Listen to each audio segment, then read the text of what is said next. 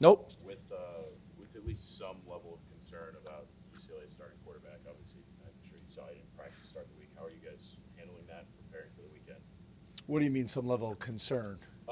He didn't practice to start the week, so are you practicing for two quarterbacks this week, or are you preparing as if he's going to be ready to go? Yeah.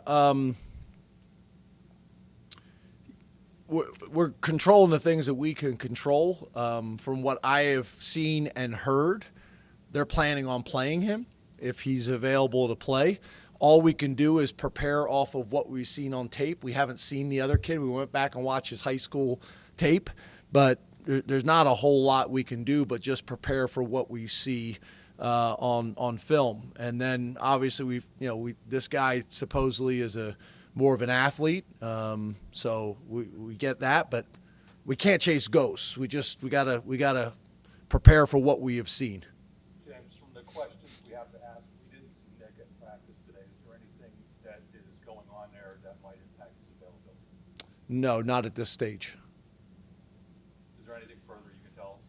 No. Which I think for 11 years I haven't told you guys anything. I get it. I'd love to talk about that at some point. Yeah. Why you have to ask if I'm not going to answer? You're wasting a question in my mind, but that's your job. I don't understand it. I'd like to understand it better sometime. James, continuing with the running backs, what have you seen from Quentin Martin since the preseason? We saw him get in at Penn State. How's he been so far? Yeah, Quentin and Corey are doing really well.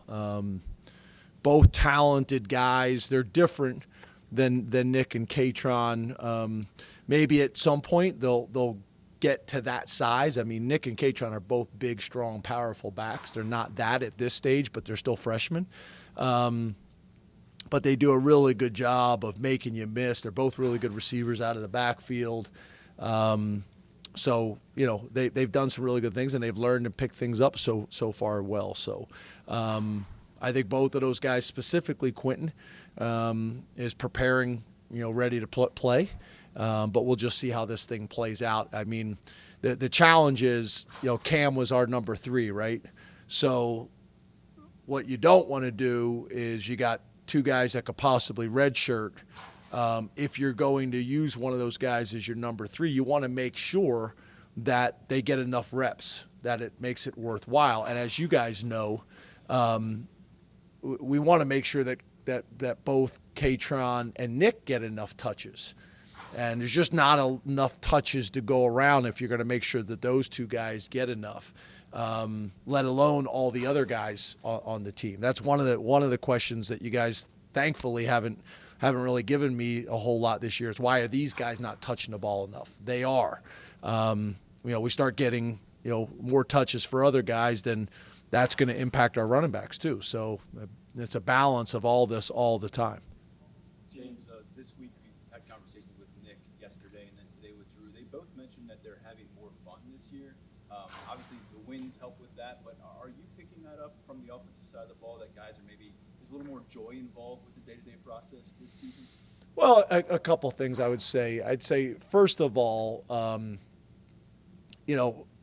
I think, to be honest with you, it probably shouldn't be this way, but they're getting a lot more external praise, which I wish didn't affect them. I'd like them to tune all that stuff out, but it has an effect. That's the reality of it. But I also think Andy has just got a fun personality. And I also think Andy is relationship-based leader, which is something that we believe in here. And he's done a really good job of that and explaining the why. So the combination of him having a fun personality and making it fun and developing relationships with the guys, coupled with the fact that we're having success, specifically in the explosive play category, that's probably the biggest part. I mean, just like you guys love big plays and the fan loves big plays, the guys love big plays too. I mean, you rush for 100 yards and you do it 8 yards at a time, or you get one 80-yard run. Everybody loves the 80-yard run.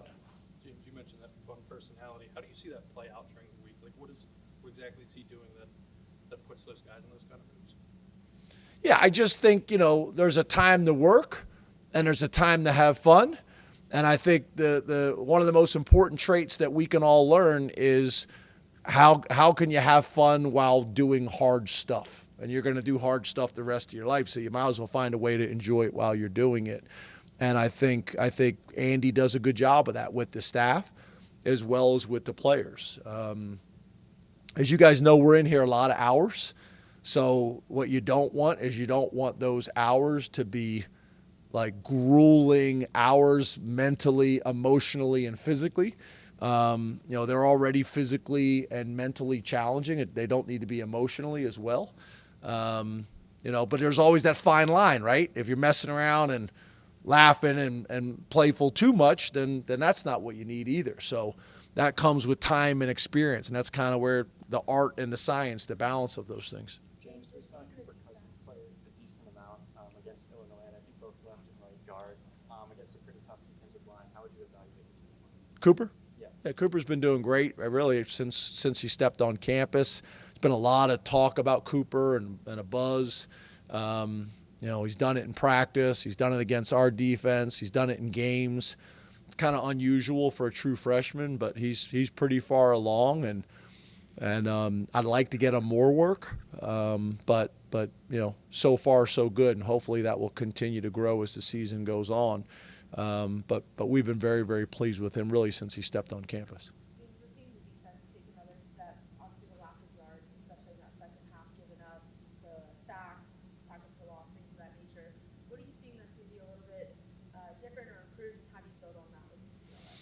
Yeah, I think it's really just I think everybody has kind of been settled into their roles, and I also think we've gotten more settled with the technology. I think the technology the first couple of weeks was challenging in terms of figuring out the best way for Penn State to use it.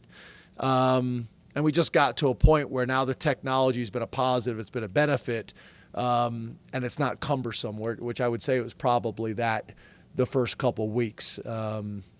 And I think that's as much as anything. The players feel that from the coaches. The coaches are comfortable and confident. The players are comfortable and confident.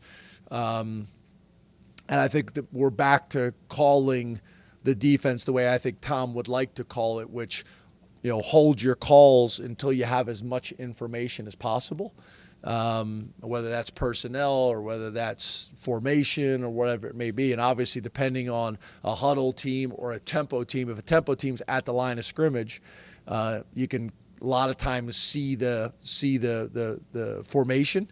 If you're a huddle team, it's harder to do that. So all these different things based on who we're playing and how they operate kind of impacts how we call defense. But I just think we're kind of getting back into the rhythm of it. And you also got to remember, Tom hadn't done it, for a number of years. Although it was his defense at Indiana, he hadn't done it for a couple of years in terms of the actual living the job every day. So I think that plays a part in it as well. James, you talked about not chasing ghosts on offense. Defensively, it seems like UCLA does a lot of things, a lot of fronts. Offense and defense. Yeah. How do you dial in on what to prepare for and how to attack something that can be so diverse as it chooses to be? Yeah, I think it's getting to a point as coaches and players to understand you're not going to cover it all.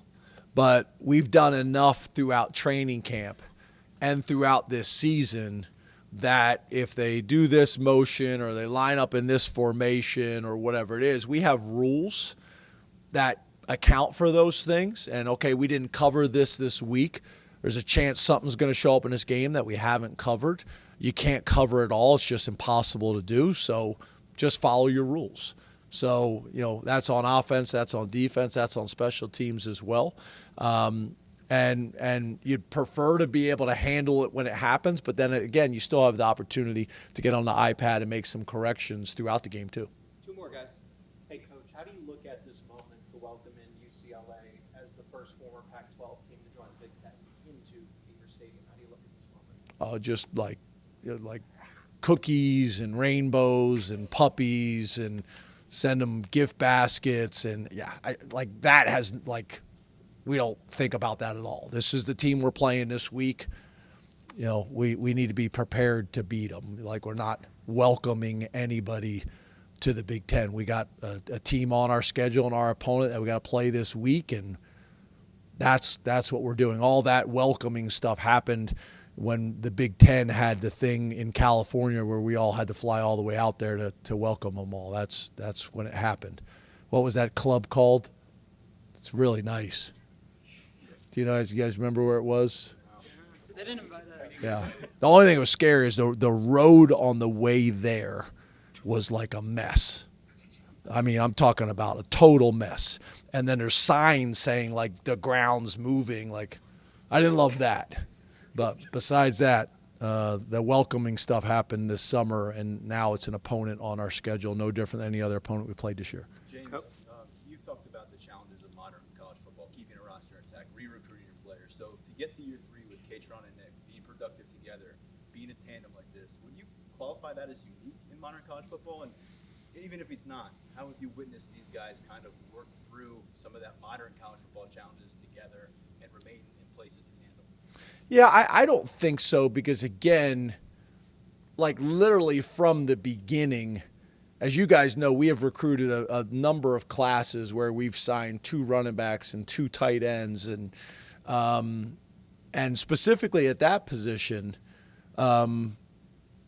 we're selling it on you don't want to be the back that in your college experience you carried it 800 times and people are concerned about how much wear and tear you have on you and what do you have left.